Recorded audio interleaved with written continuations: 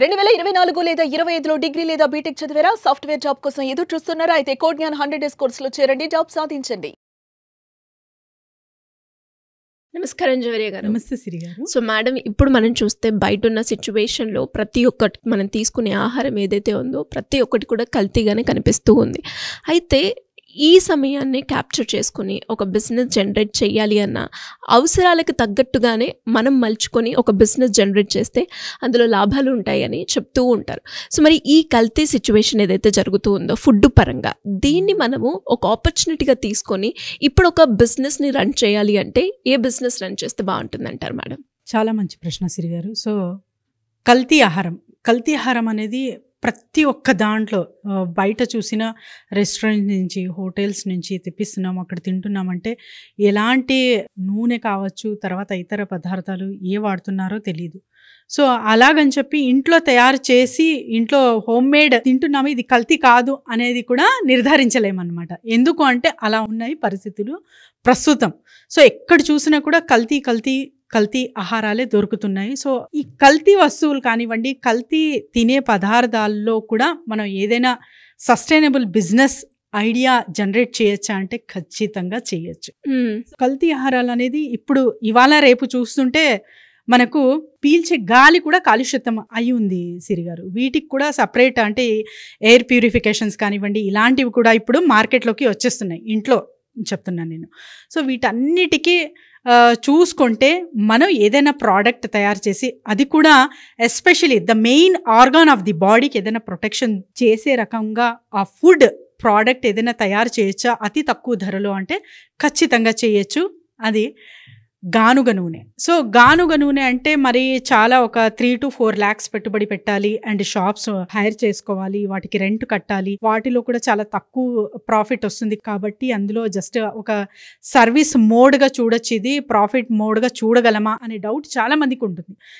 Yes, ఇందులో కూడా మనము ప్రాఫిట్ గెయిన్ అనేది చూడొచ్చు సిరి గారు. విదిన్ ఏ షార్ట్ బడ్జెట్ ఒక 60,000 మీరు పెట్టుబడి పెడుతున్నారంటే 60,000 to 1 lakh ఆ మెషిన్ మీరు ఇంట్లోనే తయారు చేసి ఆయిల్ అమ్మచ్చు. సో ఆ మిషన్ మీరు ఇంటికి తీసుకొస్తారు, ఇంటి నుంచి చేస్తున్నారు కదా. మరి లైసెన్సెస్ పరంగా ఎలా ఉంటుందంటే జస్ట్ ఒక FSSAI లైసెన్స్ తీసుకుంటే చాలు, మీరు ఇంటి వద్ద నుంచే నూనె అని తయారు చేసి మీరు అమ్మచ్చు. ఎస్, వింటున్నది ఎగ్జాక్ట్గా కరెక్టే వింటున్నారు. సో ఇది ఎలా లేబులింగ్ కానివ్వండి, బ్రాండింగ్ కానివ్వండి ఎలా చేసుకోవాలంటే ఫస్ట్ మీరు తయారు చేసే పదార్థాలు ఏంటి అంటే కోకోనట్ ఆయిల్ కానివ్వండి, గ్రౌండ్నట్ ఆయిల్ కానివ్వండి, బాదాం ఆయిల్ కానివ్వండి, ఇది 3 సెగ్మెంట్స్ టార్గెట్గా పెట్టుకోండి మీరు. సో సన్ఫ్లవర్ ఆయిల్స్ అయితే చాలా ఉంటాయి, కానీ ఈ 3 అంటే కోకోనట్ ఆయిల్, తర్వాత వచ్చేసి గ్రౌండ్నట్ ఆయిల్, అండ్ తర్వాత బాదం ఆయిల్. సో బాదం ఆయిల్ గురించి చెప్పుకుంటే సిరి గారు అరౌండ్ 600 to 700 per kilo దొరుకుతుంది. అలా ఒక 2.5 కిలోకి మనకు 1 kilo నూనె తీయచ్చు అనమాట.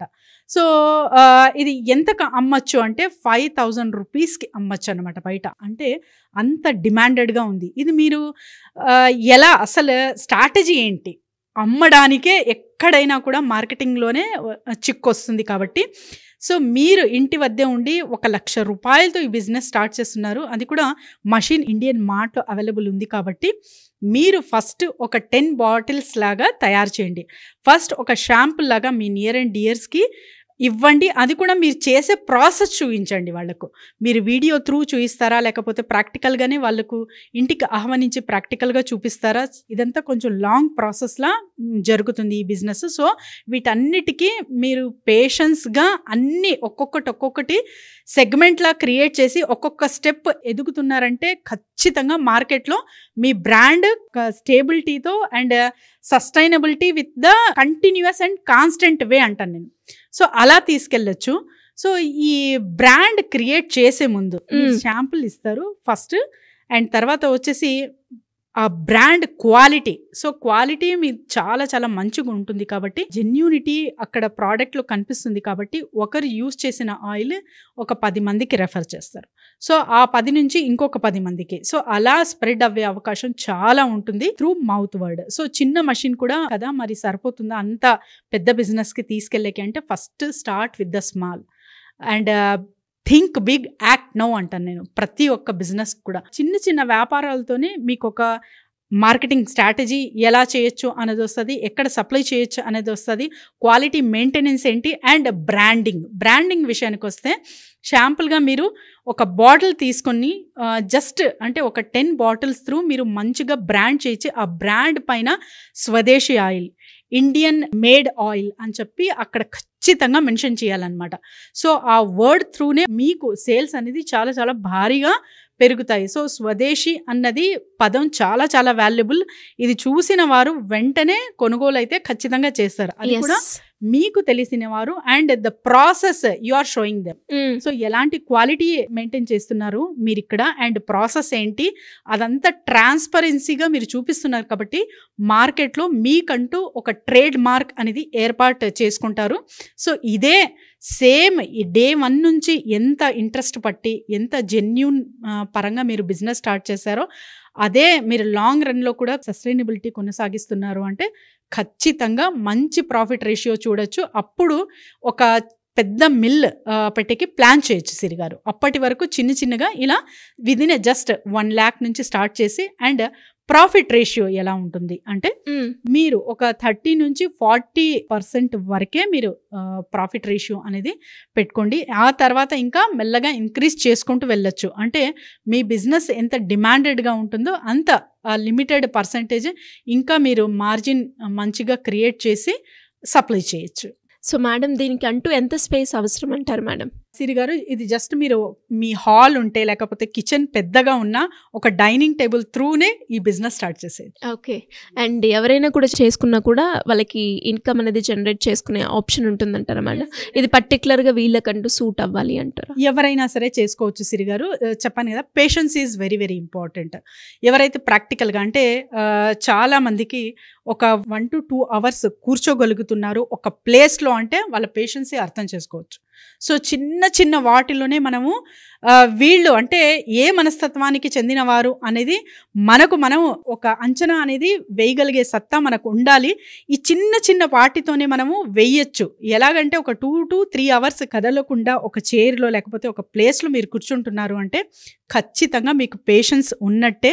వీళ్ళందరూ ఈ బిజినెస్ అనేది ప్రారంభించవచ్చు ఇంటి వద్దే. సో మేడం ఎవరికైనా కూడా ఇలా బిజినెస్ ఐడియాస్ గురించి కావచ్చు, లేదంటే మార్కెటింగ్ పరంగా గ్రో అవ్వాలి అనుకునే వాళ్ళు ఎలా అప్రోచ్ అయ్యే ఛాన్స్ ఉందంటారు మేడం?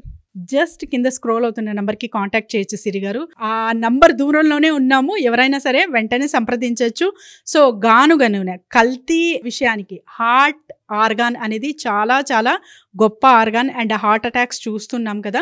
సో ఈ ప్రాబ్లమ్స్ అన్నిటికీ చెక్ పెట్టడానికి ఇలాంటి బిజినెస్ ఐడియా మీరు ప్రొడ్యూస్ చేసి ఒక ప్రోడక్ట్ తయారు చేస్తున్నారు అంటే మార్కెట్లో మీకంటూ ఒక గుర్తింపుతో పాటు మీ బిజినెస్లో ప్రాఫిట్ గెయిన్ అనేది ఖచ్చితంగా చూడొచ్చు. ఎస్ మేడం, మీరు అన్నట్టుగానే స్వదేశీ అన్న పేరు కావచ్చు, ఇండియాలో తయారు చేసిన ప్రోడక్ట్స్కి డిమాండ్ అన్నది ఎక్కువగా ఉంటూ ఉంటుంది. అండ్ ఇప్పుడు ప్రజెంట్ మనం చూస్తే ఎక్కడ చూసినా ఆహారంలో కల్తీ అయితే మనం చూస్తున్నాం. అలా కాకుండా న్యాచురల్గా ఆర్గానిక్ వేలో కనుక మనం పండించి ఎదుటి వాళ్ళకి మంచి ఆరోగ్యాన్ని అండ్ అలాగే ఇంకొక వైపు బిజినెస్ని రెండు మనం చేసుకునే ఆప్షనే మీరు చెప్పిన బిజినెస్ ఐడియా.